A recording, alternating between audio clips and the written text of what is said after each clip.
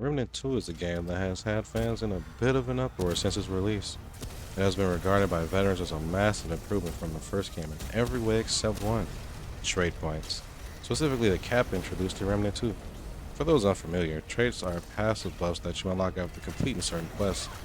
You use points you get from killing bosses or finding tomes of knowledge to upgrade them. The current point cap is 65, up from 60 since a recent patch. The community mostly agrees that this cap is unnecessary, as in the first game you can max out every trait. The developers themselves have said that they introduced this cap in the interest of build diversity and curtailing power creep. I'd like to introduce a new concept to those defending this reasoning. Just because a reason exists does not make it a good one.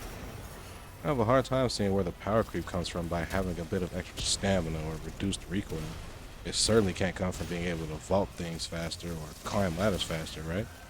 As far as build diversity, that's not going to come from being able to walk faster while aiming or using your relic 30% faster. It's going to come from the armor you wear, guns you use, mods you equip, archetypes you want, skills you need, the necklaces you like, the rings you choose, the relic you believe is best, and the relic fragments that are suitable to your playstyle.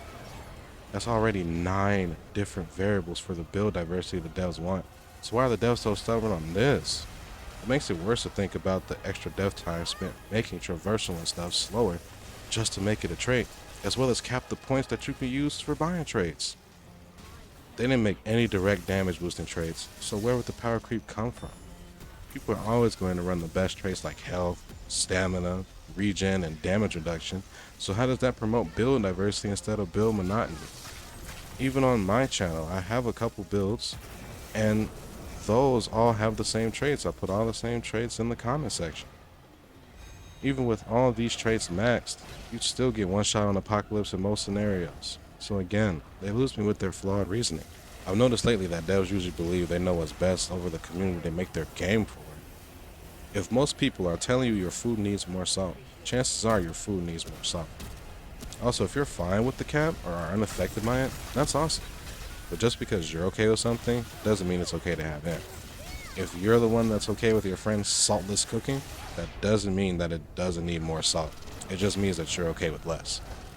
I should know, as the trait cap doesn't affect me either, but it still shouldn't exist at all.